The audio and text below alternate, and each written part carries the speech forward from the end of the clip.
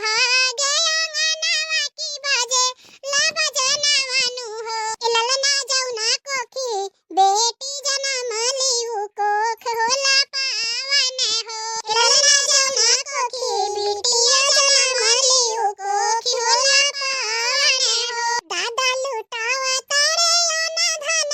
दादी रुपैयानु हो दादा लुटावला धनवा तो दादी रुपैयानु हो ललना देखी देखी हरे से मनवा की लागे लालू भावन हो ललना देखी देखी हरे से मनवा की लागे लालू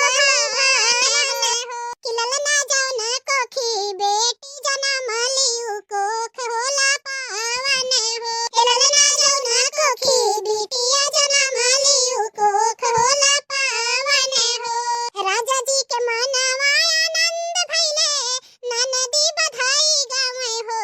ललना कूदी कूदी नाचला देवरवा त देखी के लुभावन लागे हो ललना देखी देखी नाचला देवरवा त देखी के लुभावन लागे हो ललना जौना कोखी बेटिया जनम लियु कोख होला पावन हो बेटी से बनल बाटही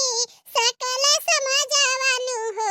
ललना जौना कोखी बेटिया जनम लियु कोख होला पावन हो ललना जौना कोखी बेटिया जनम लियु कोख होला पावन हो आधा घर लिपली ननदी आधे मेठन गान करे हो